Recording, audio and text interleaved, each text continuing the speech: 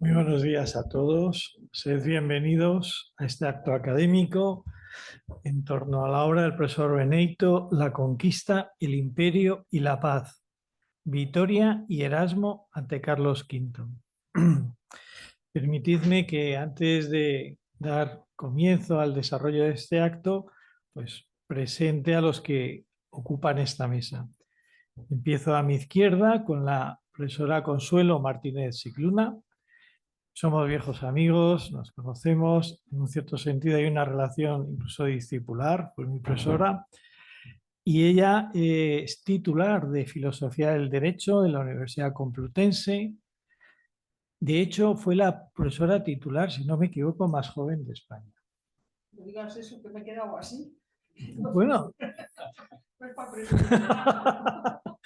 pero este dato es verídico. Sí, ese dato. Es verídico. Bueno, dice mucho, ¿eh? No dice poco. Ella además es doctora en Historia Moderna y ciertamente su producción científica, académica, se mueve justamente con estos dos vectores. Por un lado, el pensamiento y la teoría política y jurídica. Por ejemplo, recuerdo y hablo de memoria sus estudios en torno a los conceptos de legitimidad y legalidad, pero también el vector histórico que tiene mucha fuerza en su labor, en su producción científica. Estoy pensando más concretamente en su obra El pensamiento político del emperador, por eso está más que justificado su presencia hoy. También su estudio en torno a preservar la monarquía, el tacitismo político, es decir, domina, por lo tanto, y es una estudiosa y experta en el pensamiento de la modernidad temprana de la monarquía hispánica. Ella actualmente, entre otras muchas cosas, es directora del Instituto de Estudios Americanos, aquí en la Fundación San Pablo CEU. Y a mi derecha está, que seguro muchos de ustedes le conocen, el profesor Beneyto, porque con seguridad algunos que tienen como profesor, que es catedrático de Derecho Internacional, Derecho Europeo y Relaciones Internacionales, investigador senior de la Universidad Internacional de La Rioja y ha sido profesor visitante en varias universidades, entre otras la Universidad de Harvard. Además, es doctor en Derecho, en Filosofía y Letras y abogado experto en Unión Europea. Conjuga además y este libro además es buena muestra de ello, tanto el aspecto del ensayo, el ensayo académico, el ensayo científico, con una beta literaria muy pronunciada en el profesor Beneyto, que es ciertamente reseñable. A veces sus libros simplemente, algunos son estrictamente de ensayo, por ejemplo, como puede ser Tragedia y Razón, Apocalipsis de la Modernidad, o María Zambrano, La visión más transparente, pero otros son novelas tal como El espía que engañó a Hitler o Los elementos del mundo. Y este es un ensayo dramatizado, ahí has arriesgado, hay que reconocerlo, ¿eh? Has asumido algún cierto riesgo en hacer una especie de mixtura de relato que tiene una dimensión literaria y sin embargo no pierde nada de la profundidad y del rigor que corresponde a un ensayo. Es en este sentido un libro audaz en el que, bueno, lo primero que tengo que decir, y hablo ahora absolutamente en primera persona, es un libro audaz en el que en cualquier caso uno aprende y no poco, aprendes mucho. Yo tengo que decir que el primero que he aprendido de la obra del profesor Beneyto y del libro que aquí vamos a presentar he sido yo mismo. Por lo tanto, además de darle la enhorabuena por el libro al profesor Beneyto, pues también quiero aprovechar públicamente para agradecerle que me pasara el libro, que me invitara a este acto y que desde luego tuviera la oportunidad de leérmelo, cosa que, como digo, he hecho con mucho gusto y de verdad que ha sido un fin de semana extraordinariamente provechoso. Bueno, sin más, vamos a entrar en el diálogo, que es lo que aquí nos trae, para que puedan hablar tanto la profesora Martínez Scicluna como el profesor Benito. Y a mí me gustaría, de las cosas que a mí me ha suscitado el libro, me gustaría empezar por una pregunta delicada y de cierto modo más delicada que nunca en estos momentos que estamos viviendo. La pregunta, la cuestión, la voy a plantear del siguiente modo. Y voy a empezar por la primera parte del título, ¿no? De las tres partes, conquista, imperio y paz. Voy a empezar por la parte de conquista. La conquista española, la conquista española de América. ¿Son luces sobre un fondo oscuro? Es un fondo oscuro, es decir, la conquista es fundamentalmente oscura, pero hay luces. Por ejemplo, Vitoria, Francisco de Vitoria, el dominico Francisco de Vitoria. O es una luz que, como toda luz humana, arroja sus sombras, que es una frase de Goethe que a mí me gusta mucho. Sí. Decía Goethe, toda luz arroja sus sombras.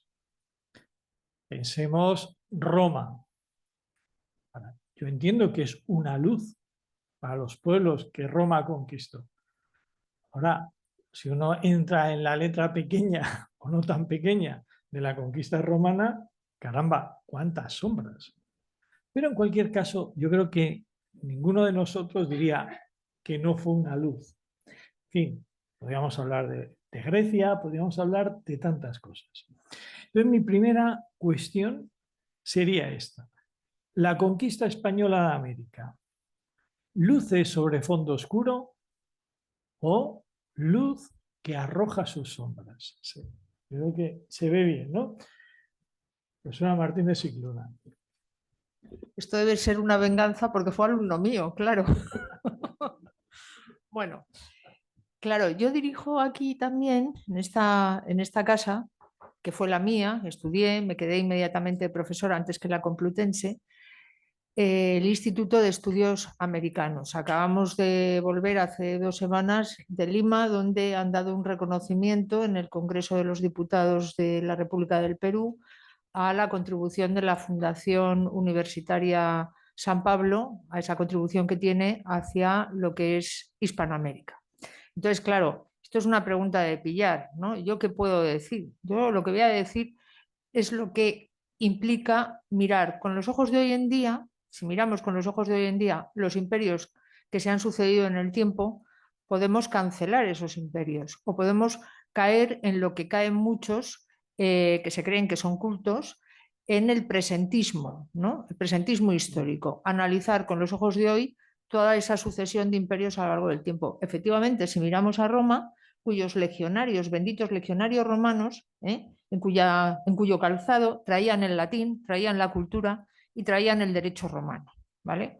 Esa es la idea. Si no, tendríamos que decirle a esa estupenda presidenta, por otro lado, no voy a dejar de decirlo, que es Giorgia Meloni, que nos pida disculpas a los españoles por lo que Roma hizo en el pasado. No podemos mirar con los ojos de hoy en día los imperios que se han sucedido. Ahora bien, hay una cosa que diferencia al imperio español o a la monarquía hispánica, que sería justamente su denominación, a la monarquía hispánica, respecto de esa conquista que se produce. Para empezar, porque en 1512 ya hay una revisión de carácter moral que la hace Vitoria también, pero que la hace en definitiva a todos, y que es el propio testamento de esa estupenda reina que fue la reina Isabel la Católica, la protección de los indios. Y hay una figura jurídica que es el protector de indios. Díganme ustedes en qué otro imperio coetáneo a la monarquía hispánica esto se produce. En ninguno, en ninguno. A finales del siglo XVI había 30 universidades fundadas en ese nuevo mundo, siguiendo el patrón y las directrices de la Universidad de Salamanca, con las mismas disciplinas que la Universidad de Salamanca, donde se preservaban los idiomas originales, donde había una cátedra de náhuatl, de quechua, etc. Eso no se produce, donde en otro tipo de imperio que sí puede ser abordado desde una perspectiva colonial. Lo que hicieron los españoles no lo hizo el Imperio Británico, no lo hizo las compañías orientales de las Indias, etcétera, no lo hizo los holandeses. Lo que hizo España no lo hace ninguno. ¿Por qué? Porque España tiene una conciencia y sus monarcas la tienen. Tiene una conciencia, es decir, la controversia de Valladolid, ¿qué implica? Pues que de pronto se plantea a Carlos qué es lo que tiene que hacer y pone a dos figuras que son contrapuestas, que es Juan Ginés de Sepúlveda, que, claro, la leyenda negra nos ha dado la idea de que Juan Ginés de Sepúlveda lo que defendía era la esclavitud y tal, ¿no? Juan Ginés de Sepúlveda es uno de los biógrafos que elige, por ejemplo, el emperador para que haga su biografía, uno de los que elige personalmente. Es el único que le visita en Yuste para recoger hechos del emperador, es decir, que es una figura que goza de su confianza, pero contrapone dos planteamientos que son distintos, que es la teoría lascasiana, ya lo sabemos, con ese librito, La brevísima relación de la destrucción de los indios, y por otra parte a Juan Ginés, que era un tío experimentado, que era un jurista importante, que era un filósofo, además con muchísima relación con los erasmistas, aunque él había sido denostado por el erasmismo, pero sin embargo había tenido relación con algunos de ellas. Es una figura importante y es una figura de verdadero relumbre. España es el único país, la monarquía hispánica es el único imperio de esos momentos que hace una revisión de los títulos por los cuales se justifica la presencia de los españoles en el Nuevo Mundo. Y analiza la legitimidad de esa actuación y dice, hay que cambiar cosas. A eso se produce, es consecuencia de la figura de Vitoria, pero es consecuencia no solamente de la figura de Vitoria, es consecuencia en definitiva de esa conciencia moral que sin embargo, y que aparece clarísimamente recogida en el libro, esa revisión moral que los españoles hacen. Por supuesto que hay sombras, porque la obra humana es una obra que no es perfecta, es perfectible.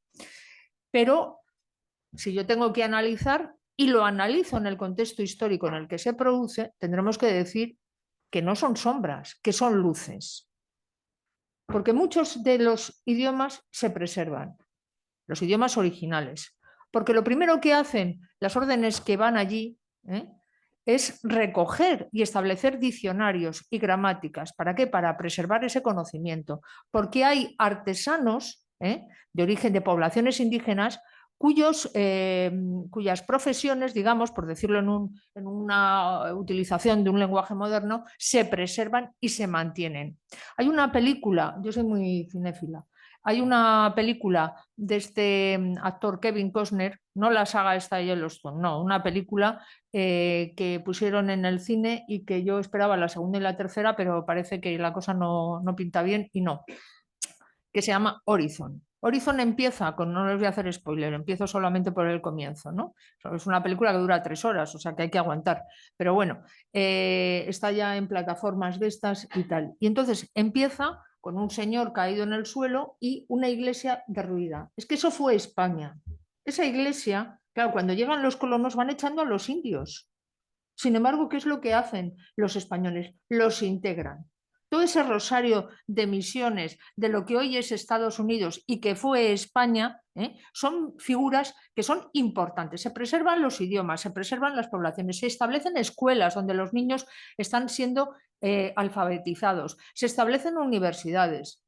Lo que hacen los españoles es camino, calle, ciudad, población, ayuntamiento, iglesia, catedral, universidad. Esa es la obra de España. Y hay que verla en el contexto histórico en el que se produce. Y por supuesto, si hay que decir, lo que pasa es que nosotros los españoles somos un pueblo que no tiene conciencia de la labor que ha hecho España, que no estamos orgullosos, que es que además nos han contado mal la historia. Eso se dice en el documental de José Luis López Linares y es verdad. Y encima nos la hemos tragado. Y encima la hemos asumido como que hay que pedir perdón. Miren ustedes, yo no tengo que pedir perdón de nada. En todo caso, estar orgullosa de lo que ha sido la obra de España a lo largo de los siglos, porque es una obra fundamental. Y uno, si visita las ciudades de esos lugares que fueron España, que había españoles a ambos lados del Atlántico, si vemos esa obra de España, nos damos cuenta de que esa obra es importantísima. Eso aparece recogido en el libro, con los autores, con los juristas, con los filósofos, con los teólogos del momento, la figura de Vitoria, la figura de Valverde, que es un hombre importantísimo, el erasmismo español, El erasmismo español es una obra, digamos, es un pensamiento utilizado por el emperador para defender la obra de España, desde el saco de Roma hasta todas las situaciones en las que se ve inmerso Carlos, que se encuentra con un verdadero problema, no solamente el problema de la conquista, darle sedimento jurídico, filosófico, teológico a esa conquista. Y eso es lo que aparece reflejado en el libro clarísimamente, sino que además se encuentra con otro problema que también se recoge en el libro, que es el problema del siglo, que es el problema de la reforma protestante. Entonces, claro, Carlos se encuentra ahí y por eso el imperio, digamos que está asediado, la monarquía hispánica está asediada en todas las fronteras. Pero desde luego lo que hace España es revisar desde el punto de vista de una conciencia, que lo es, porque miran a otro mundo que no es este. Y por eso lo pueden analizar. Y por eso el examen de conciencia. Y por eso en Yuste, cuando se retira el emperador, es un hombre que lo que hace es prepararse para la muerte. Memento mori. Si lo vemos con los ojos de hoy en día, esto no tiene sentido porque vivimos en un mundo secularizado. Pero afortunadamente existió otro momento histórico en el que España miraba un horizonte que era diferente del terrenal. Hasta aquí he llegado. Bueno, sí, deducimos fácilmente todos los presentes de que para la profesora Martínez Scicluna era una luz poderosa, aunque arrojara sus sombras, pero una luminosidad potente.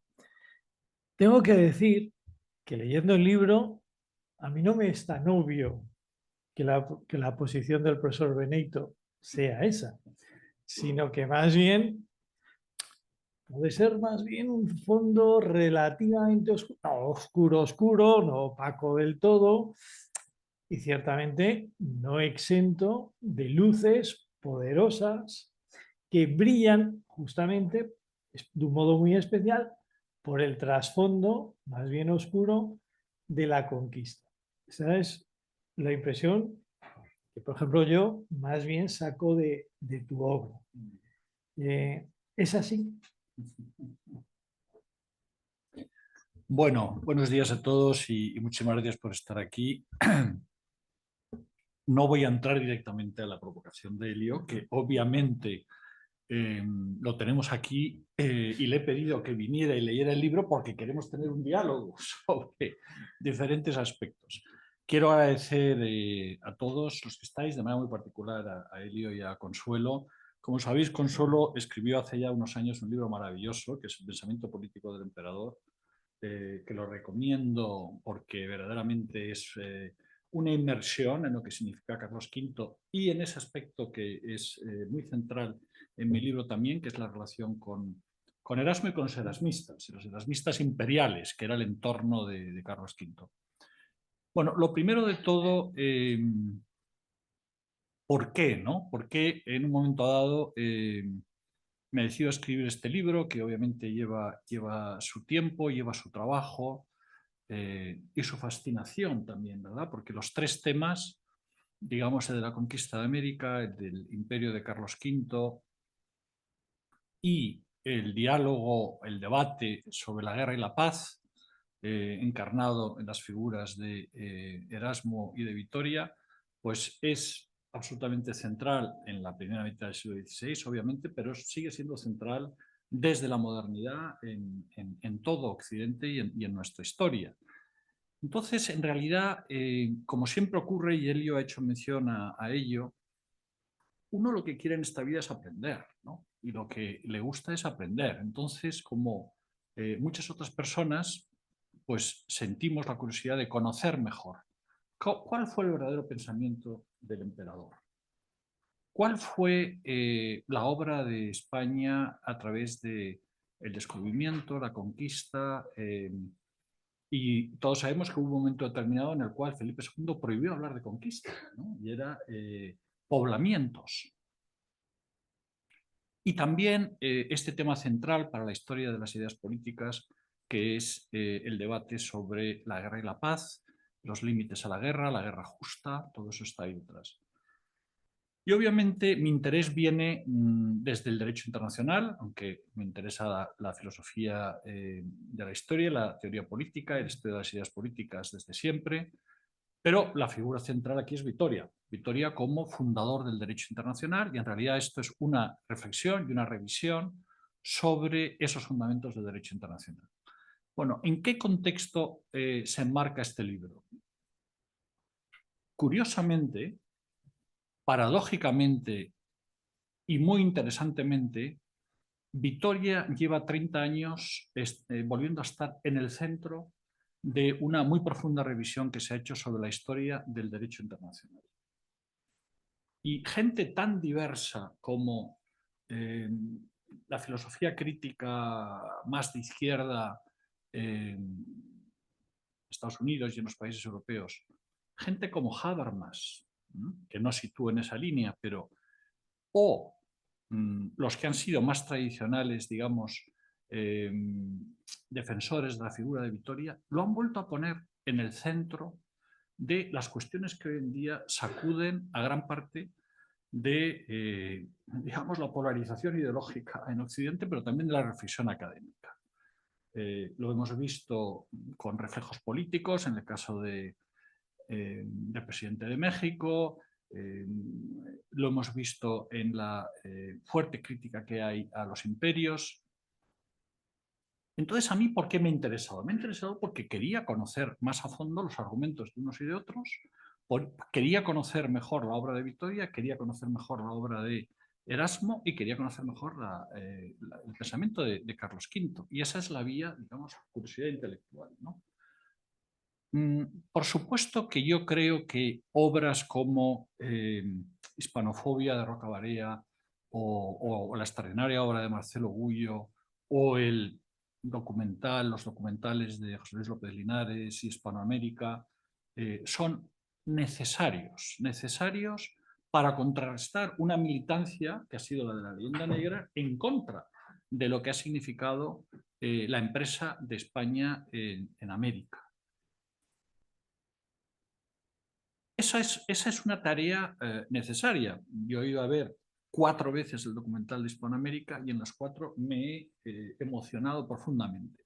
Hablo con José Luis López Linares con frecuencia y le ayudo en todo lo que se pueda ayudar. También con Ana Zavía, buena amiga nuestra, que está trabajando muy estrechamente con él.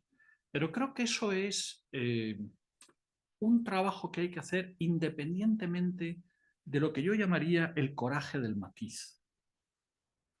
Vamos a presentar un libro de un ensayista francés, Jan Birnbaum, dentro de unos días en el Instituto Francés, desde el Instituto de Estudios Europeos, que lleva este título, El coraje del matiz. Y en un momento en el cual estamos inmersos en esta polarización creciente, en este enfrentamiento ideológico que no deja insistir sobre algo que es fundamental, que es la razón. La capacidad de argumentar, la capacidad de entenderse, la capacidad de generar espacios de entendimiento de las opiniones del otro. Entonces, cuando uno escribe un ensayo académico, aunque esté dramatizado, y evidentemente la dramatización que tiene incluso con diálogos, y hay, como bien dice Elio, un intento de hacer una obra que no solo es académica, sino también es un ensayo con una cierta ambición, llamémosle literaria. Lo que yo tengo que hacer como académico es intentar llegar con la mayor sinceridad posible a lo que fueron los hechos históricos e interpretarlos. Y eso es lo que yo hago en este libro, ¿no? Entonces, ¿hay más luces que sombras? Hay muchísimas luces y hay sombras. ¿Pongo yo el foco más en las sombras que en las luces? Bueno, yo dramatizo inicialmente lo que es un hecho, que hubo conductas muy inhumanas y muy crueles, como ocurre en todas las conquistas. Pero yo creo que el énfasis del libro, como bien decía Consuelo, está más bien en la lucha por la justicia que llevó a cabo durante 50 años decenas de personas, teólogos, juristas, por supuesto, misioneros y muchos otros, conquistadores incluso. Yo hablo de la ¿Cómo se está revisando hoy en día la figura del conquistador? Hubo muchos conquistadores que se convirtieron, digamos, se hicieron algunos de ellos misioneros, cito nombres muy concretos. Es decir, yo creo que la conquista es un fenómeno muy complejo, con enormes dimensiones creativas. Consuelo ha apuntado algunas de ellas, pero para mí lo que verdaderamente muestra, y es en donde yo pongo el foco, es esta extraordinaria sensibilidad moral que ningún otro imperio en la historia ha tenido. Y ahí es donde yo me centro, porque es donde yo puedo verdaderamente argumentar que hubo hechos deplorables y criticables, bueno, el mismo Vitoria y muchísimos otros, ¿no? El propio Papa, Paulo III, así lo reconocieron, y eso es historia, que si al final se hace un balance, las luces son mucho mayores. Pues esto pues depende de la interpretación histórica, pero evidentemente que hay una serie de hechos concretos. Consuelo hablaba, la hibridación, la lengua, la religión, por supuesto, las universidades, la cultura, la organización, los virreinatos. Nunca los países de América Latina nunca han sido tan ricos como durante la época de los virreinatos, en términos económicos y en términos culturales. Por tanto, por supuesto, pero el libro se centra, ya que hablamos ahora de la conquista, en la justificación, ¿no?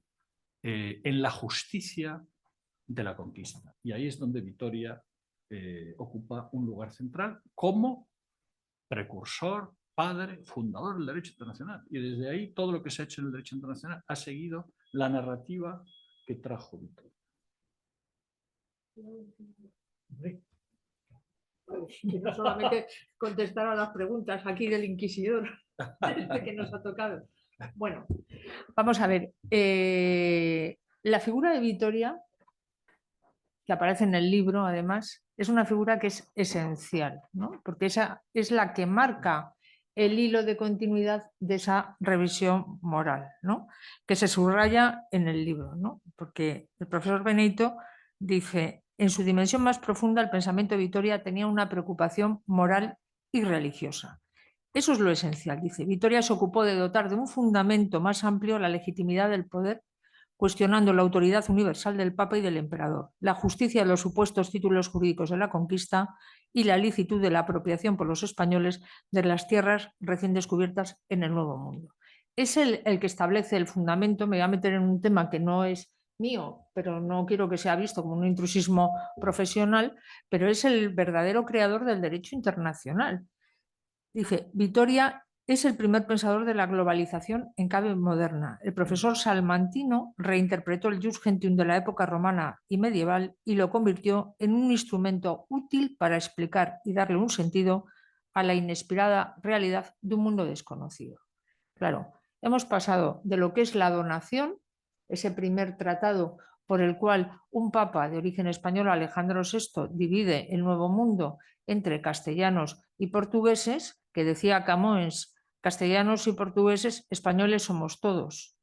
Cuidado, que a mí me gusta repetir a estas glorias del siglo XVI y siglo XVII, ¿no? Pero se parte de ese título de donación, que es un reparto de unas tierras sin más, a de pronto encontrarse con que hay que buscar algo más. Y en ese camino de búsqueda de algo más, desde un punto de vista moral y teológico, es quien fecunda jurídicamente ese instrumento. Quien lo fecunda es Vitoria, porque Vitoria establece las bases de un nuevo derecho internacional. Lo que analiza son los títulos por los cuales los españoles pueden justificar legítimamente su presencia en el Nuevo Mundo. No puede partirse de la bula de donación, de la bula de Alejandro VI. Lo que hay que hacer es buscar una legitimidad. Y hay dos ideas que son esenciales y que además desde las cuales se puede explicar también el sentido de la conquista, o el de descubrimiento, o el encuentro, o el abrazo, como que ustedes quieran llamarlo, dependiendo un poco de su visión del tema, que es el mestizaje, que eso es fundamental. La figura de Martín Cortés es el primer mestizo. Acabamos de volver de Lima el Inca Garcilaso, que es una figura esencial. Los nobles de esos incas prehispánicos se convierten en nobles hispanos, forman parte de las órdenes militares españolas, a las que no accedían cualquier español, como podrán comprender. Pero aparte de eso, aparte del mestizaje, que es una obra fundamental, por eso digo, los colonos norteamericanos van echando a los indios. Los españoles, sin embargo, se mezclan. Y no solamente el mestizaje, la evangelización, que es un instrumento en el que aparece también en los títulos por los cuales los españoles pueden asentar, que es la protección de los indios. Si nosotros nos vamos, ¿qué es lo que va a llegar? ¿Cuál es la legitimidad? ¿Cuál es el sentido? Por supuesto que hubo la batalla de Cajamarca, es una batalla en la cual hay más sombras que luces.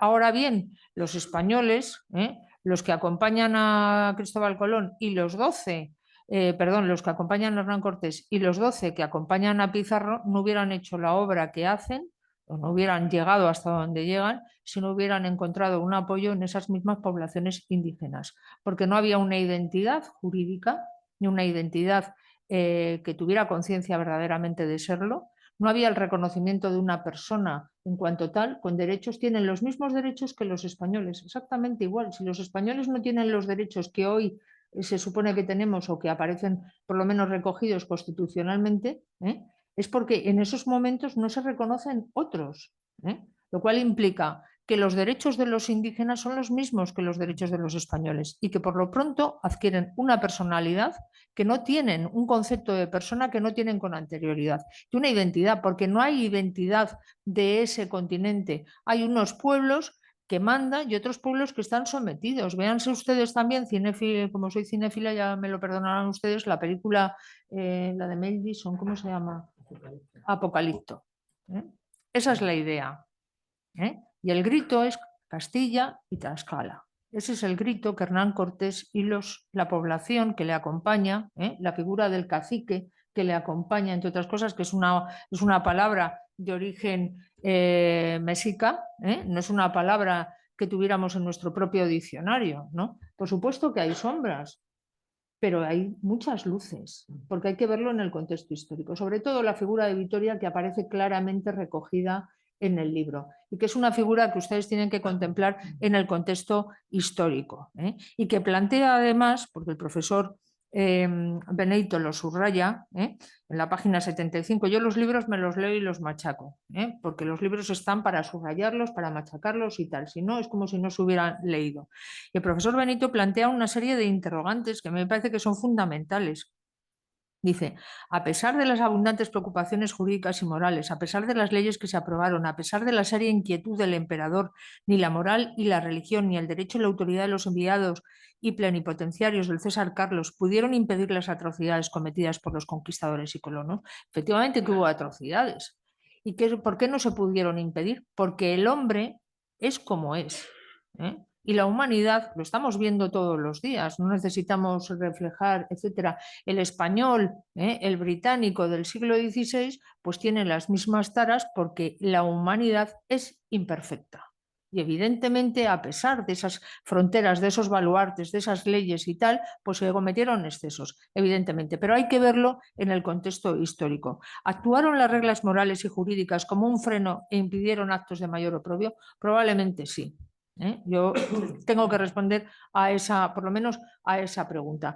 Primero, porque existe la figura del protector de indios, que eso no es asimilable a otras figuras jurídicas, porque hay una administración, los virreinatos, que aparece claramente reflejada también en el libro, y donde además se rinde cuentas, porque existe el auditor y el oidor y el veedor que analizan jurídicamente cuál es la responsabilidad de cada uno de los cargos.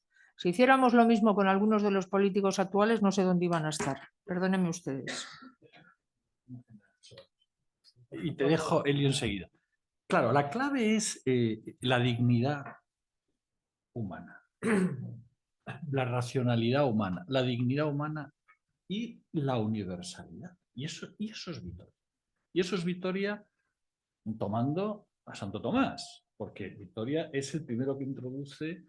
Santo Tomás se enseñaban las sentencias de Pedro Lombardo en París, y el primero que empieza a utilizar Santo Tomás es Vitoria. y lo traslada a Salamanca y a partir de ahí se crea la Escuela de Salamanca y tenemos lo que es digamos, la Escuela de Salamanca y la reinterpretación de Santo Tomás en el nuevo contexto de la primera mitad del siglo XVI. A mí me parece esto absolutamente central, ¿no? Dignidad, racionalidad y universalidad.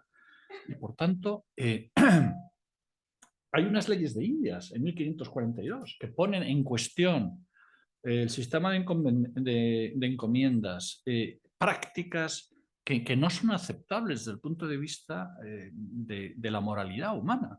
Pero hay unas leyes de Indias que luego se cumplirán más o menos. Pero ¿quién ha hecho un marco jurídico basado en esta profunda sensibilidad moral en el contexto de la expansión y de un concepto global? O sea, que evidentemente que esos son... Lo que pasa es que la luz, helio, aumenta en la medida en que lo pones en contraste con las sombras. Entonces la luz se ve mejor. Muy bien. Me voy a dar por aludido.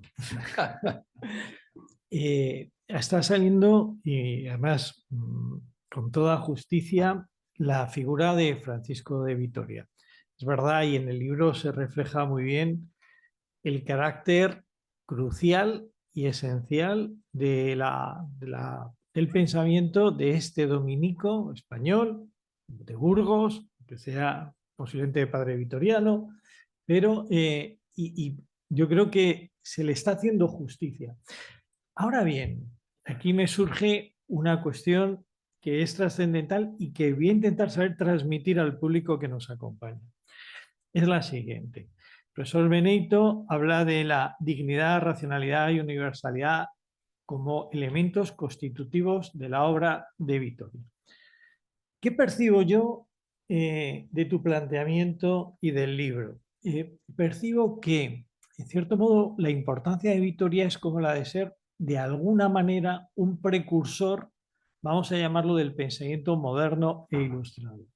Es decir, un precursor de un modo de entender la dignidad humana, un precursor de los derechos humanos, de entender la igualdad de todos los hombres, y que en ese sentido la importancia de Vitoria estriba especialmente en este carácter de que abre una novedad, abre un camino nuevo, aunque de raigambre, de raíces tomistas, pero que de hecho es el pensador, vamos a decir, de la primera modernidad, que funda el derecho de gentes, que se anticipa a Hugo Grocio y en cierto modo al pensamiento racionalista ilustrado.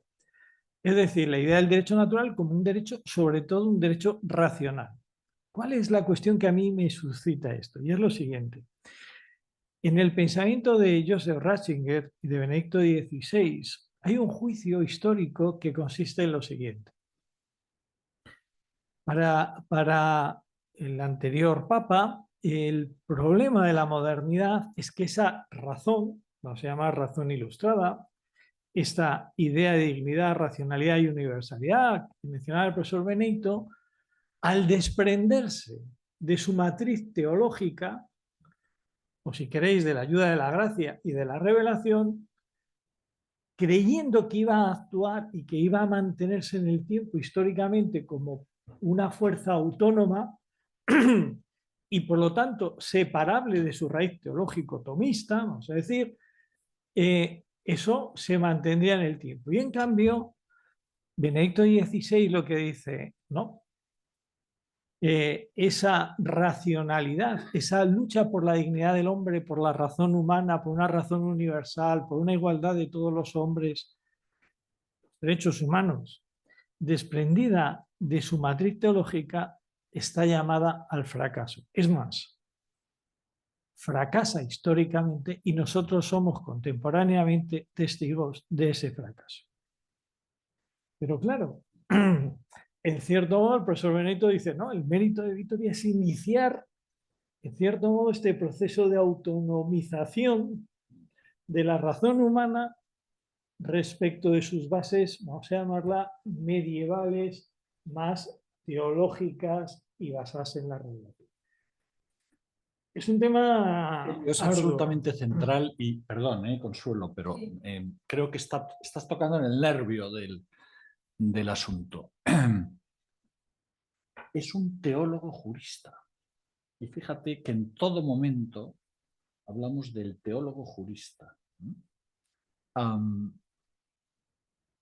En realidad mi tesis es que ahí hubo una posibilidad, que ese es el verdadero humanismo cristiano. Es decir, ahí hubo una posibilidad de apertura a la modernidad desde una dimensión profunda, teológica, religiosa, que encarna en el pensamiento de Vitoria y de la Escuela de Salamanca.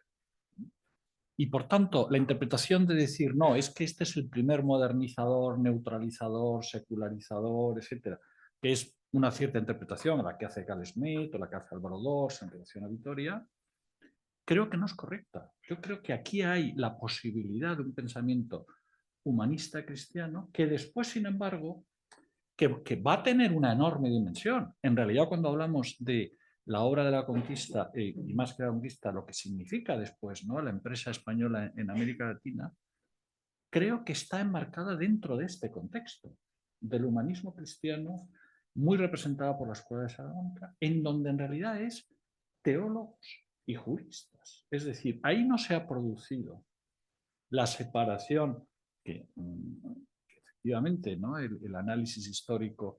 Es decir, Vitoria no es Hugo Grocio. Vitoria ni siquiera es Suárez, en donde ya se ha producido, ¿verdad?, un paso más adelante de separación. Para Vitoria siempre, incluso el derecho, el jus gentium, el derecho internacional, al final tiene una conexión con unas leyes inmutables, divinas, que es el marco de la ley eterna. Es decir, él sigue dentro de ese contexto. Lo que sí da un paso hacia una cierta positivización del derecho y una fuerza de las normas implícitas por consenso universal, pero que están vinculadas a un fundamento que no es puramente, digamos, inmanente, ¿no? Esa conexión es clave y en ningún momento él la rompe. Esa opción y esa posibilidad, que yo creo que es verdaderamente más humanismo cristiano que el de Erasmo, porque Erasmo sí que lleva a cabo, y en realidad lo que hace Erasmo es una especie de repristinación, digamos, de un humanismo clásico, en donde su figura de lo que él llama la filosofía de Cristo, en un momento determinado dice, entre Sócrates y Jesucristo no hay en realidad ninguna diferencia, ¿no? Ser, lo cito, ¿no?, Erasmo, ser cristiano y ser defensor de las buenas letras, para Erasmo, en un momento dado, casi se identifica, ¿no? Por tanto, cuando se habla muchas veces de lo mismo cristiano centroeuropeo representado por Erasmo, etc., yo creo que en realidad el verdadero humanismo cristiano y la verdadera opción, y si lo consideramos en el siglo XVI, esa es mucho más poderosa en realidad y tiene muchas más posibilidades. Lo que ocurre es que después no lleva a su desarrollo por las circunstancias políticas. Yo estoy muy de acuerdo y es una cosa que se refleja muy en el libro, la contraposición entre, hasta el punto que luego se lleva una forma dialogada imaginaria, al final, esa contraposición entre Erasmo y Vitoria, ese diálogo comparte con elementos de acuerdo y también con profundos desacuerdos, es una de las partes, una de las cosas para mí más interesantes del libro.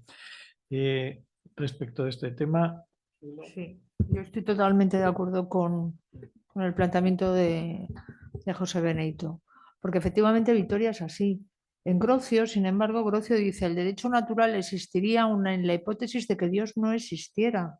Claro, es que eso no se produce en Vitoria, porque hay que partir de la hipótesis de que Dios existe para fundamentar jurídica y teológicamente esos títulos de legitimidad que justifican la presencia de los españoles. Esa es la idea. Son juristas y son teólogos. Y ahí hay una vertiente, hay una línea efectivamente del humanismo cristiano, que no tiene por qué desembocar necesariamente, sino todo lo contrario, en la ilustración, en la enciclopedia, etcétera, porque es un planteamiento completamente diferente el que se está produciendo en el siglo XVIII. La verdadera escuela humanista es la escuela de Salamanca.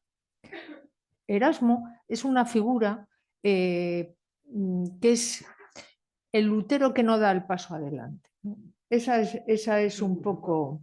Eso es muy duro, pero es verdad, para que llegue Lutero tiene que haber un Erasmo antes.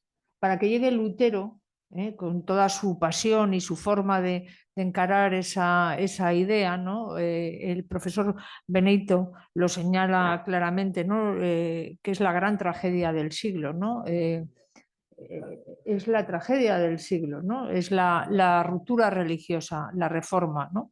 Y Erasmo, dice Menéndez Pelayo, que Erasmo era inferior a los erasmistas españoles. Todo ese círculo que rodea al emperador en un momento determinado son los erasmistas, es el erasmismo.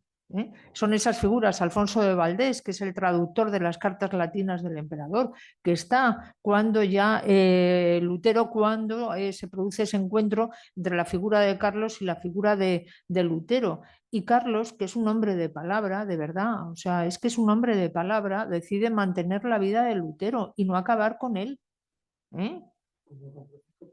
Efectivamente, mantiene, es decir, es un hombre que se encuentra entre los grandes retos que implica el siglo XVI, que es la reforma, y todos aquellos que eran sus aliados se convierten en los contrarios, aquellos que le habían acompañado en las primeras batallas se convierten en esos príncipes alemanes convertidos al luteranismo, y que se alía el nacionalismo alemán incipiente para contrarrestar el poder del emperador, se alía con el luteranismo. Eso aparece en la obra recogida de Alfonso Valdés, que se están vendiendo en las plazas públicas los liberos de Lutero. Dice, no se ha acabado con Lutero, el luteranismo está empezando en esos momentos, ¿no? Esa es la idea. Y Erasmo es una figura controvertida, ¿no? Es ese, bueno, hay los tres grandes también personajes de ese siglo XVI. Hay una figura que no se nos puede olvidar, que es la figura de Santo Tomás Moro. Ese sí que también es un hombre de conciencia y es un hombre de palabra, íntimo amigo de Erasmo, muy amigo de Erasmo.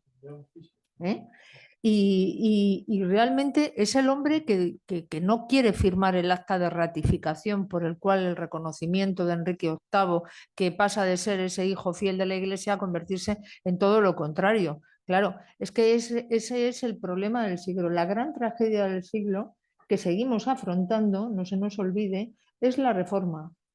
Es la reforma. Y sin embargo, Vitoria lo que instaura es esa línea de humanismo cristiano. El humanismo cristiano no se encuentra en Erasmo, se encuentra en Vitoria. Erasmo es otra cosa. Uno lee los libros que escribe Erasmo, dedicados algunos a ese joven príncipe, luego más tarde emperador y tal, el elogio de la locura o otros, y se encuentra con que Erasmo se te cae, porque no es una figura creíble y porque lo que dice, criticando, es decir, tú no puedes convertir la crítica a la Iglesia, Sodoma, etcétera, que luego va a aparecer reflejado en Lutero, porque al final no es una obra de construcción, que aquí aparece recogido en el libro que la obra de construcción, la obra verdadera de reforma, la hace España previamente, que es la obra de Cisneros. Es la obra de Cisneros. Por cierto, el centenario de Cisneros pasó sin pena ni gloria porque aquí no había que celebrar nada. No, pues es una de las figuras importantísimas. Cisneros hace la gran reforma y por eso el nombre de Contrarreforma es un nombre establecido por finales del siglo XVIII, segunda mitad del siglo XVIII, esto lo escribe este gran historiador de la Iglesia que es Hubert Jedin, y es un nombre que hemos aceptado, Contrarreforma, como no, perdona, de reacción, nada. Nosotros la reforma la hicimos antes. Ya hay una mística castellana del siglo XVI, que es Teresa de Jesús, que es Juan de la Cruz, que son importantísimos. La obra de Vitoria se instala en esa línea de humanismo cristiano que atraviesa todo el siglo XVI y que va a continuar durante el siglo XVII. Y esto aparece claramente, esa es la línea en la que hay que profundizar. Por eso hay que profundizar en nuestros autores, en esa escuela de Salamanca, que es fundamental para la creación del derecho internacional. Es que si no, no se entiende el derecho internacional. Si no, el derecho internacional despojado de esa vertiente y de esa raíz humanista cristiana que le da Vitoria y que le dan los que van a continuar con esa estela, pues no se va a entender. Es simplemente querellas entre príncipes, entre emperadores, y ha seguido con ese planteamiento entre diferentes poderes. Y es una vertiente humanista. Sí, yo creo que una de las cosas más interesantes del libro del profesor Benito es el retrato, yo creo que bastante ecuánime, compuesto de claros, oscuros, de la personalidad de Erasmo. Una personalidad rica, evidentemente, por otro lado, y precisamente en esa riqueza, de esa personalidad llena de contradicciones y de contrastes. Pero me gustaría pasar a otro punto que está flotando y es el siguiente. En el pensamiento de Vitoria, que haya una pluralidad de naciones, de pueblos y naciones, en cierto modo es de derecho natural, es incluso de derecho divino. O sea, hay una pluralidad de naciones porque Dios lo ha querido, más allá de si la causa puede ser el pecado, pero está en la providencia de Dios que haya pluralidad de pueblos y naciones. De ahí la importancia del derecho de gentes, de un derecho internacional, donde las naciones se respeten, practiquen la justicia unas con otras, porque el punto de partida es, como digo, la pluralidad de pueblos y naciones.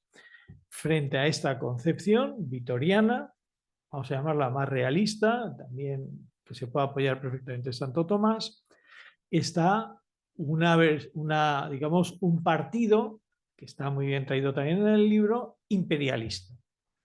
Y de base erasmiana, hay que ir hacia una república cristiana universal, una especie de entidad superpolítica, supranacional, que englobe a todos los pueblos cristianos e incluso todos aquellos que virtualmente están llamados a serlo. Es decir, en cierto modo, la globalización, ¿no? Una globalización con una especie de república unitaria. Si ahora nosotros hacemos un cierto ejercicio de traerlo a nuestros días, digamos, habría que decir que la posición de Vitoria es más bien antiglobalista en este sentido. Es decir, no vamos hacia una... No está en la providencia, no está en el designio de Dios, que más allá de una autoridad religiosa, que es simplemente autoritas, pero no un poder político supranacional, en principio, no parece contemplado por Vitoria frente a la posición de los erasmistas pro imperio, ¿no? En un momento dado, como se recoge en el libro del profesor Benedito, sueñan con la figura del emperador Carlos en hacer esa globalización política. En este sentido, ¿cómo se traslada a nuestros días la posición de Vitoria? Yo creo que tiene que hablar Consuelo porque sobre el tema de la monarquía universal ella vamos, ha escrito páginas absolutamente claras. Pero tú lo dices en el libro, la monarquía universal falla ese proyecto. Es decir, el proyecto es Carlo, debería ser Carlo Máximo.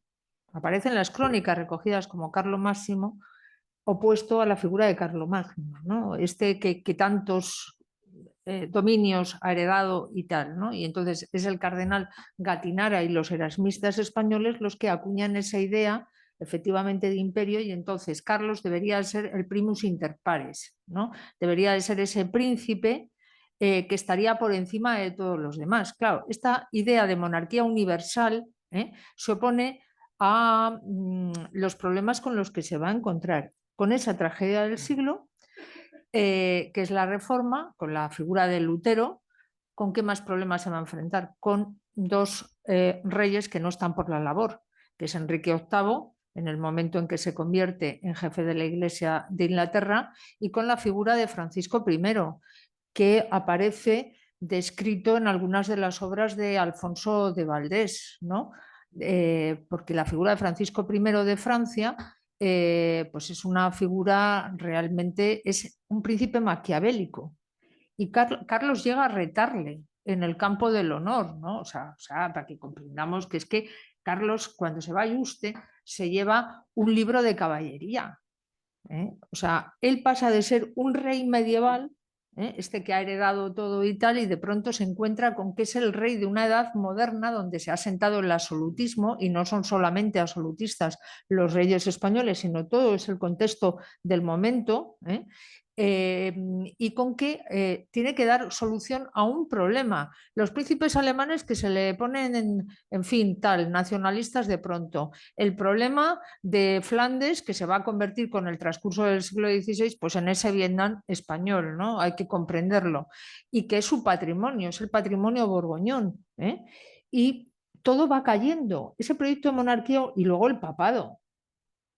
Que no se nos olvide, que quien es preceptor suyo, Adriano de Utrecht, en el momento que llega a ser papa, pues le responde al emperador, ¿no? Los papas, pues claro, no están por esa labor de que el príncipe español o el emperador español o los reyes españoles se conviertan en ese monarca universal. Entonces, el proyecto de monarquía universal, que no es tanto de Erasmo, es de los erasmistas españoles, va cayendo y esa especie de imperialismo va cayendo. Porque el siglo XVI, que es esa historia en marcha que decía Eliot, pues claro, no produce estas posibilidades. El siglo ha cambiado, ¿eh?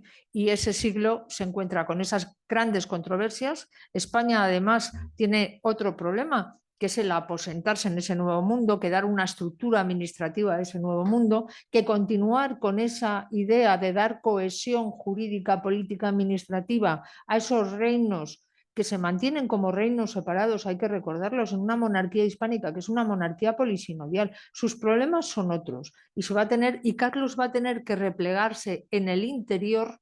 Hay que recordar algunas de las frases del emperador para comprenderlo. Llegué, vi y Dios venció por mí. O sea, a mí esta frase, perdonan ustedes, yo a estas edades tengo que conservar algunos mitos, porque para mí siguen siendo importantes. Esto de darle expresión. El héroe de Milberg, que refleja a Tiziano, pero encontramos otro cuadro, que es el cuadro de Felipe II, y es ese hombre vestido de negro que tiene el toisón y que tiene un rosario. Esa es la monarquía hispánica también. Y hay una fractura entre el vencedor de Milberg y la figura de Felipe II. Felipe II es el hijo que toda madre hubiera querido tener. O sea, es un hijo respetuoso, tal, que le hacen casarse con María Tudor, que la cosa no era para bromas, y va ahí con sus 26 años estupendo y tal. Pero el siglo ha cambiado. La figura de una monarquía universal ya no era posible. Y los erasmistas españoles, Alfonso de Valdés muere muy pronto, casi al mismo tiempo, un poco después de Gatinara. Ese erasmismo se encuentra quebrado. Su otro hermano, el otro erasmista, pues resulta que se ha convertido en uno de los reformados, uno de los que más ha atacado a Juan Ginés de Sepúlveda. Y entonces Carlos se tiene que replegar en el corazón del imperio de la monarquía hispánica, es decir, en los reinos españoles, a quien tiene que verdaderamente convencer, y lo dice Alfonso de Valdés en sus obras, a quien tiene que convencer Carlos con sus hechos y dar justificación es a los propios españoles. Dice, porque los otros son brutos, dice Alfonso Valdés, y el duque de Alba, por cierto, el estupendo duque, tercero duque de Alba, tiene la misma idea de todos los que combaten, ¿no? Los italianos se ponen así con las plumas tal, los franceses no sé cuántos, los alemanes pegan 3 gritos, pero quien queda luego después, ¿qué es? La fiel infantería. A quien hay que convencer es al corazón de la monarquía hispánica y ese corazón se encuentra en España. Por eso la monarquía universal no puede serlo. Perdonad que me he excedido. Sí, bueno, ahí entramos en la segunda palabra, que es imperio, ¿no? Bueno, yo quiero hacer una pequeña cuña publicitaria a todos los alumnos que estáis aquí en particular y, por ejemplo, nuestras alumnas diplomáticas japonesas que nos están también siguiendo. Este libro, como otros muchos, pero este que es el que estamos comentando ahora, lo que permite es tener una visión de lo que significó en esos momentos España en el mundo, ¿no? Ten en cuenta que era la gran potencia, se ha convertido en una gran potencia en muy pocos años. El hecho de que, es decir, los reyes católicos han hecho el trabajo previo, pero el hecho de que sobre Carlos I caiga todos esos reinos, empieza con el ducado de Borgoña, pero es que después van cayéndole reinos hasta el imperio, ¿no? Y era, por supuesto, la mayor dimensión territorial y el mayor poder de Europa, y encima además ese extraordinario momento, esa experiencia única que es descubrir un nuevo mundo y recibir esa herencia. El conjunto de las herencias de Carlos era desconocida. Por eso se recuperan ahí muchas de las teorías y de las aspiraciones, en una época además con muchos sentimientos escatológicos de fin del mundo. Está el gran problema de la tensión de los turcos, que van conquistando todo el este de Europa, llegan hasta Mohács, llegan hasta Buda, conquistan en esos momentos la capital de Hungría, son una gran amenaza. Y por otro lado hay todas estas ideas que en parte vienen de la Edad Media, Dante y la idea de la monarquía universal, la idea de que para tener la paz hacía falta tener una unidad, una monarquía universal. Entonces el príncipe de la paz que iba a llegar y que iba a restaurar la paz e iba a reconquistar las tierras santas, Jerusalén. Porque este era el gran objetivo. Después de la paz en Europa, el objetivo era contener a los turcos, vencer a los turcos y recuperar Jerusalén. Es decir, había toda una serie de trasfondo muy de mesianismo político que influye muchísimo en el entorno de la figura de Carlos. Entonces, Carlos, que en principio es un caballero borgoñón, el caballero determinado, el libro de Olivier de la Marche, es lo que se lleva a Yuste, el toisón de oro, que es lo que quiere ser, es un caballero medieval y tiene ese código ético. De repente se encuentra con este inicio y primera mitad del siglo XVI, que es una especie de mare magnum, ¿no?, de ideas, de realidades, de nuevos descubrimientos, también científicos y tecnológicos, la cartografía que te permite racionalizar el mundo y después conquistarlo desde la perspectiva científico-tecnológica. Es decir, esta especie de enorme apertura al mundo es como si ahora descubriéramos en uno de esos naves espaciales de Elon Musk, sale al espacio y descubre, imaginaos, un nuevo planeta poblado. Esto fue más o menos la experiencia que tuvieron, un nuevo mundo. Y ese nuevo mundo donde se podía realizar la utopía, porque estaba todo nuevo, fresco. Se podía hacer lo mejor de nosotros mismos, replicarlo en ese nuevo mundo. Y eso es lo que se intenta hacer, ¿no?, a través de muchas de las personas que van allí. Bueno, entonces Carlos se encuentra con este mare magnum, ¿no?, un tsunami de ideas, de acontecimientos que cada vez se van complicando más. Y es un imperio, es un emperador en busca de un imperio imposible, así lo llamo yo en un momento determinado. Es decir, el entorno de Carlos, Gattinara en particular, pero muchos otros, y el propio Carlos se acaba convenciendo de que Carlos es ese enviado providencial de Dios para llevar a cabo la idea de la paz universal. Y ahí es donde encaja el tema de Erasmo. Y ahí es donde Erasmo le proporciona esa ideología de la idea de una paz universal sobre la base de todo este conjunto de ideas que son medievales, Dante, que es el derecho romano, que es la idea del imperio de Alfonso, que en España había tenido su implantación, Alfonso X, es la idea de Gattinara y los estados italianos, ¿no? La única manera de preservarlo era a través de un paraguas que fuera el imperio, ¿no? Y lo mismo en Europa, es decir, una recreación de la idea del Sacro Imperio Romano-Germánico de Carlomagno en una coyuntura nueva. Y eso es lo que intenta Carlos, y lamentablemente lo que se produce es el overstretching. Las cosas se van complicando y hay un exceso de ambición y un exceso, yo creo, de utopía mesianista, que al final es lo que hace que Carlos se tenga que retirar a Yuste con la sensación de que ha fracasado. Hay una cosa que emerge de la lectura del libro, y no es menor, que es la siguiente. Cuando uno termina de leer el libro del profesor Benedito, cae en la cuenta de que el descubrimiento del nuevo mundo, En principio, cuando nosotros utilizamos esta expresión, pensamos lógicamente en América, Nuevo Mundo, el descubrimiento del Nuevo Mundo. No es tanto esto, que es mucho, como que el descubrimiento del Nuevo Mundo es mirar el viejo mundo, o mejor, ya la totalidad del mundo, de un modo nuevo. Es decir, a partir de ese descubrimiento se desencadena una serie de procesos en gran medida mentales y de perspectivas. Hablas de la creación del espacio, en la que el mundo antiguo ciertamente pasa y se genera una mirada completamente nueva sobre la globalidad del mundo. Y empieza un nuevo mundo. Es decir, de cierto modo, la gran sinfonía de Orsa, el nuevo mundo, habla de este momento inicial, de esta época que ya es nuestra época.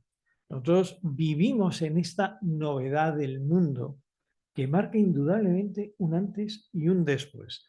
Y ciertamente hay páginas muy interesantes del libro del profesor Benito donde se explicita esta novedad, en la que tenemos que caer en la cuenta, digamos, porque nosotros pensamos que nuestro mundo siempre ha sido, porque es lógico, tal y como lo conocemos ahora. No es verdad. O sea, realmente nosotros vivimos en un mundo nuevo a raíz del descubrimiento del nuevo mundo. A mí esta me parece una cuestión muy importante. En este sentido, todos los pensadores del momento y los grandes reyes, y el emperador Carlos, se tienen que resituar ante la novedad de un mundo, que no es solamente América, aunque en gran parte viene desencadenado, como bien decías, por el descubrimiento de América. Mi pregunta es, ¿la monarquía hispánica supo encontrar su sitio en el Nuevo Mundo? ¿O arrastramos, en cierto modo, una cierta desubicación existencial nuestra de España, que no era ya ni una nación, ni tampoco un imperio, después de Carlos, que éramos algo, y en cierto modo, entre la tradición, un poco victorianamente, desde una tradición muy anclada en la Edad Media, pero que necesita renovarse para encontrar su sitio en el Nuevo Mundo, ¿qué ha sido de nosotros? Una pregunta complicada. Que tendrían que responder los españoles del siglo XVI.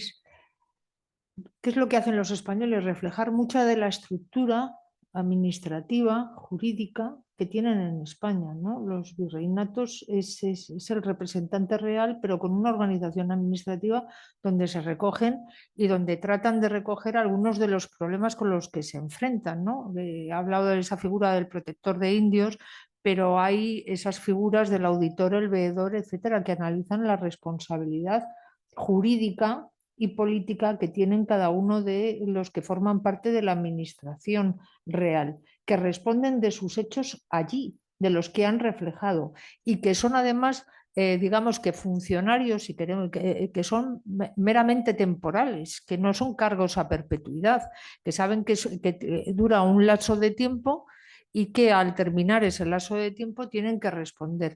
¿Cómo verían los españoles del 16 esa situación? Lo ven en el contexto de la propia monarquía hispánica. El libro de Álamos de Barrientos, alguno de sus libros, ¿no? Discurso al rey Felipe Nuestro Señor, que está dedicado a la figura de Felipe III, ya en el comienzo del siglo XVI. Él habla de reinos alejados y reinos cercanos. Los reinos alejados son los que forman parte de esa estructura político-administrativa de ese nuevo mundo. Y hay un análisis sociológico por parte de él que analiza poblaciones indígenas, los criollos, los que ya se han mezclado, los que tienen títulos de tierras. Es un análisis. ¿Quiénes son los que van? ¿Va lo mejor de cada casa a ese nuevo mundo o va lo peor? Hay que ver la homilía que le suelta Motolinia, en un domingo a los españoles que tienen tierras y que tienen indios y que están bajo la ley de la encomienda, y les suelta una filípica tremenda donde poco más o menos les está amenazando con la excomunión si no se comportan con los indios. Va a lo mejor, esto se enlaza con la idea de las luces o sombras, fue lo mejor y lo peor. Esto ahí, esta frase de Dickens que a mí me gusta tanto en Historia de dos ciudades: era el mejor de los tiempos, era el peor de los tiempos, referido a la Revolución Francesa, ¿no? Pero aquí en la conquista aparece lo mejor y lo peor. Aparece una estructura político-administrativa y luego aparece esa idea de hombres que hacen, algunos lo que pueden y otros hacen lo que no deben. Y hay que verlo en el contexto de una monarquía hispánica, que es el total, el global, el conjunto, los reinos que están alejados y los reinos que son cercanos. Y eso es lo que, y por eso la figura de esos monarcas españoles que se repliegan en el interior, aunque combatan también en el exterior. Y es esa idea, acercados, cercados por todos, defendiendo las fronteras de esa monarquía hispánica, con enemigos exteriores sobre todo, y afortunadamente con pocos enemigos interiores. Pero a los que tienen que convencer es a los propios españoles. Casi tendríamos que decir, como un consejo para un siglo como este en el que vivimos, convencer a los españoles del orgullo de ser españoles y de la ventaja de ser españoles en el contexto histórico de lo que fue España y de lo que fue la monarquía hispánica. Esa es no es una leyenda rosa contrapuesta a la leyenda negra. España es el único país que se avergüenza de serlo. Es una pena, pero es así. A ver, un poco por contestar también a tus preguntas previas, Helio. Dos temas, ¿no? Uno, este descubrimiento del nuevo mundo, esta apertura mental, esa transformación de la manera de pensar, de la manera de sentir, de la ciencia, de la tecnología, de la política que lleva consigo el descubrimiento del nuevo mundo, esto es la modernidad. O sea, en realidad, ese es el momento en el cual se produce, no con Descartes metido al lado de la estufa, ¿no? y pensando sobre el cogito. Yo creo que aquí es el verdadero momento de la modernidad, ¿no? No lo digo yo solo, es decir, Habermas, por ejemplo, en su última obra con 94 años, también una historia de filosofía, un capítulo entero sobre Vitoria como el origen de la modernidad, ¿no? Bueno, esto es un tema de una trascendencia inmensa, ¿no? Entonces, hay una posibilidad ahí, que es esa posibilidad que se está viviendo en las primeras décadas del siglo XVI, porque hasta el año, yo diría hasta el saco de Roma, hasta Worms posiblemente, hasta el 21, es decir, esos 20 años, hay una especie de esperanza de que verdaderamente se puede llevar a cabo esta modernidad basada, llamémosle, en el humanismo cristiano, ¿no? Pero con una apertura y una globalización. Yo creo que Vitoria, tú hacías esa pregunta, yo creo que es universalista, pero no imperialista. De hecho, esa frase, ni el Papa ni el Emperador son dominus mundi, no son señores del mundo. Por tanto, la separación de las dos potestades dentro de la mejor tradición tomista. Por un lado, ese tema, ¿no? Es una gran posibilidad que no llega a realizarse, y la pregunta, ¿por qué no llega a realizarse? Es decir, ¿por qué el proyecto inicial luego fracasa? Pues yo creo que ahí, lo hemos hablado ya, la gran tragedia del siglo se introduce dentro de la historia occidental y la historia de Europa una radicalización que no existía hasta ese momento. Es decir, Lutero introduce una radicalización, personalmente él, pero sobre todo ideológicamente e intelectualmente, que no existía antes. Y es el individuo, la exaltación del individuo, el rechazo de la tradición, de las instituciones, de la historia, y una nueva visión, pero que en la política de ese momento va a introducir esta polarización ante la que España, digamos, y el proyecto de la monarquía hispánica no va a tener más que la posibilidad del repliegue, la posibilidad de la reacción, de la respuesta. Porque es verdad que se empezaba a extender el luteranismo por toda Europa. Y entonces tenemos esa monarquía de Felipe II y todavía más con los Austrias posteriores, en donde se cierran las fronteras, se prohíbe la entrada de libros extranjeros.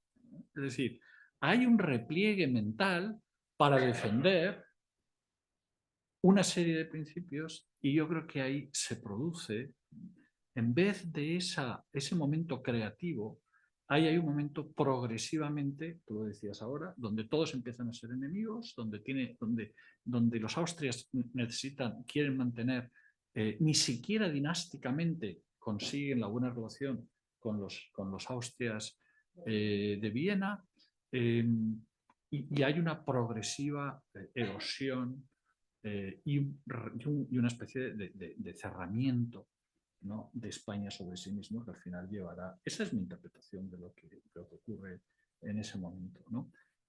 Lo cual no quiere decir que no siga habiendo, porque claro, la Escuela de Salamanca y lo que la Escuela de Salamanca ha dejado, por ejemplo, por todo el mundo, no solo en los países hispanoamericanos o en Hispanoamérica, sino también en Asia. Y ahora uno de los temas que me ha interesado es, hay un momento a finales del 16, 1580, en donde hay varios planes desde Filipinas, ¿no?, la Filipinas española, de conquista de China. Mateo Ricci, le llaman Lima Dou, ¿no?, los chinos, sí, pero Mateo Ricci es la inculturación, ¿no?, la inculturación. Pero hay desde el gobernador Sande, desde Filipinas, y varios planes que le mandan a Felipe II, porque es el momento de debilidad de la dinastía Ming.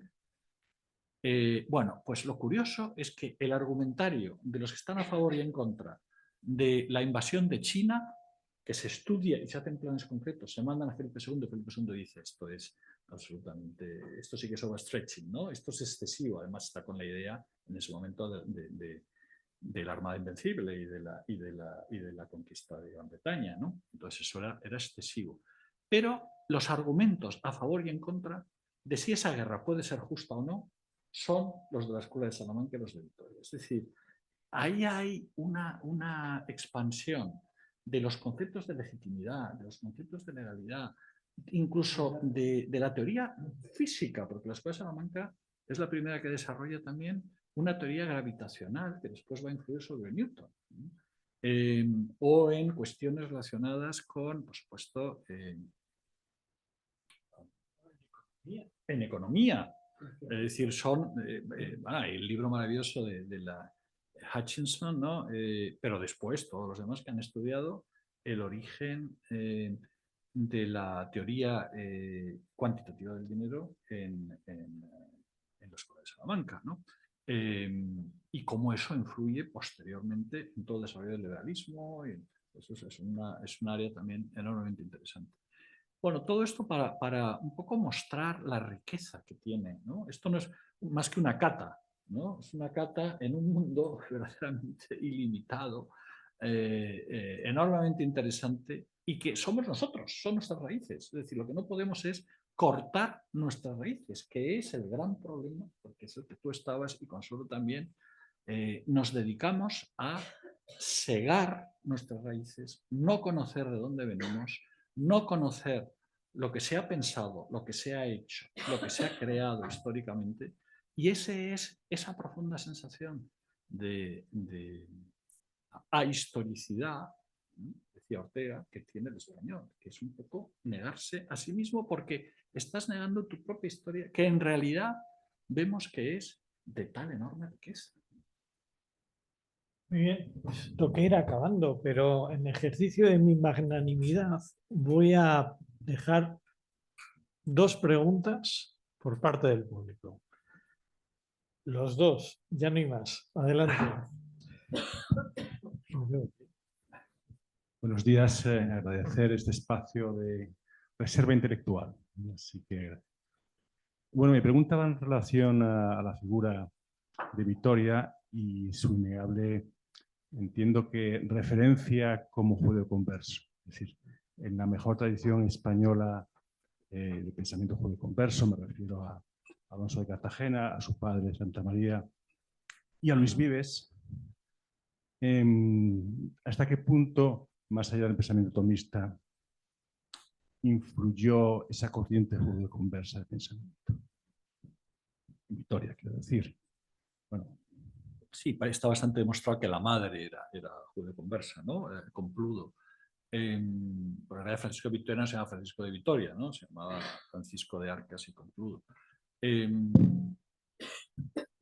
Sin ninguna duda el tema de los judeoconversos y tal tiene una gran influencia, eso está muy estudiado, con todo tipo de vertientes. Por ejemplo, en Juan Luis Vives, ¿no? Es obvio que tiene una enorme trascendencia.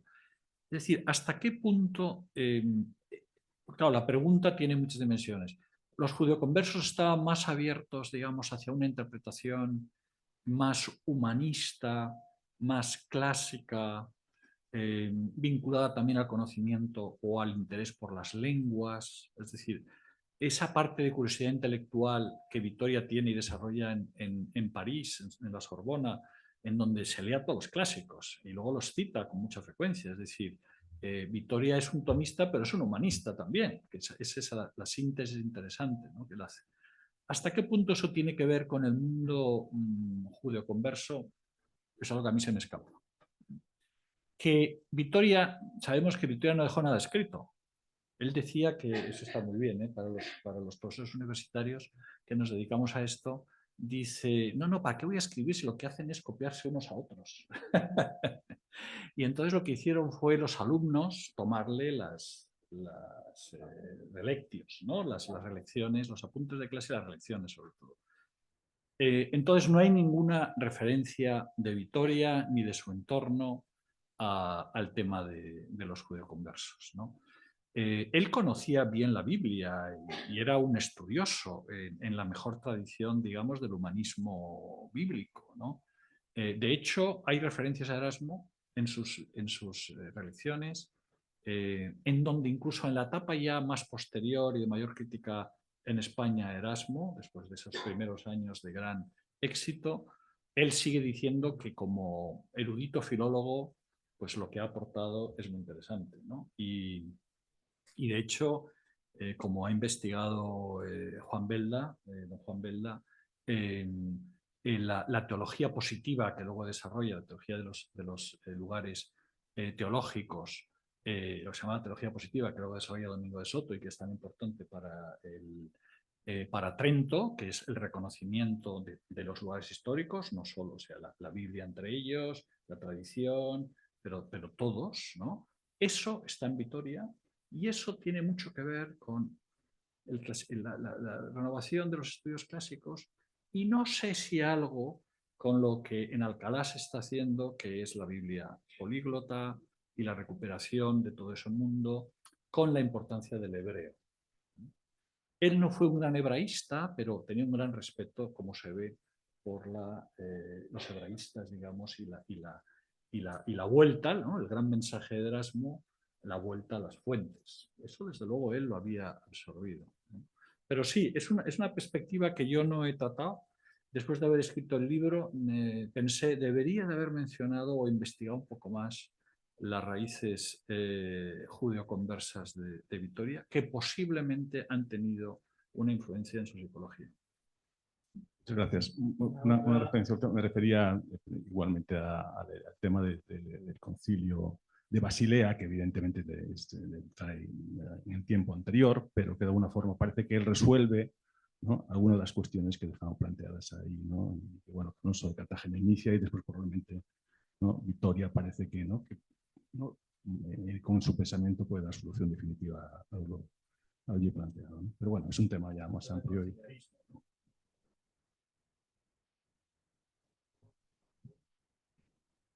Vale, gracias. Primero que nada, darle las gracias por esta charla, me pareció sumamente interesante. Quisiera preguntarle sobre el Caribe, una región que a mi parecer siempre se deja fuera de la conversación en el contexto del Caribe, que fue el punto de llegada de los españoles en América. Como puertorriqueño le puedo decir que hasta 1902 no se fundó una universidad en Puerto Rico. Estados Unidos tuvo que hacer, después de 4 años, hizo lo que España no hizo durante 400. Y en cuanto a la protección de indios, la raza taína se desapareció, se extinguió, al igual que la cultura taína, el idioma. a diferencia del resto de las culturas indígenas que sí se protegieron en América. A mi parecer, y no estaría mal decir que la única prioridad de la monarquía hispánica era la explotación de la caña y pues de la mano de obra. Entonces, no se dio ese mismo proyecto de construcción y de preservación y de grandeza que sí se dio en el resto de América, en el Caribe. Entonces, mi pregunta es, ¿por qué? Si saben por qué y si creen que son más las sombras que las luces, ¿verdad? Las que marcan el legado de España en el Caribe. Gracias.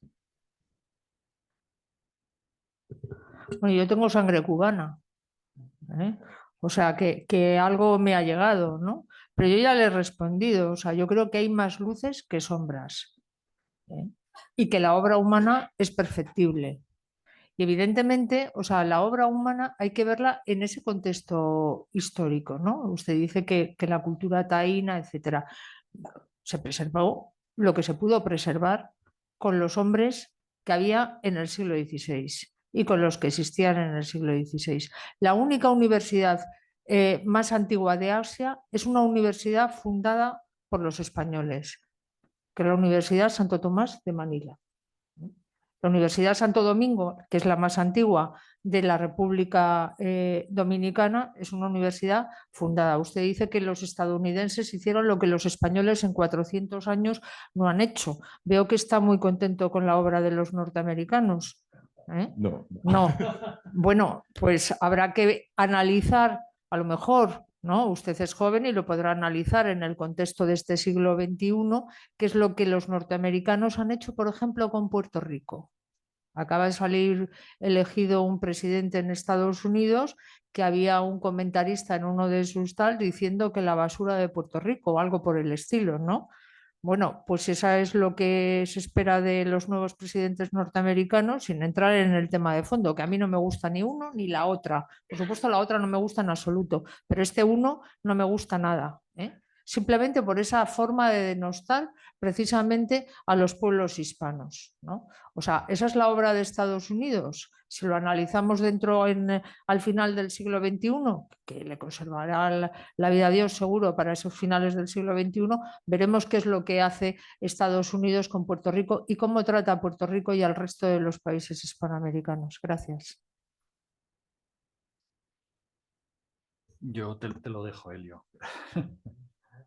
Simplemente lo que me resta es daros las gracias por vuestra asistencia, vuestra atención y espero que haya sido, digamos, de interés para todos vosotros. Y muy buenas tardes.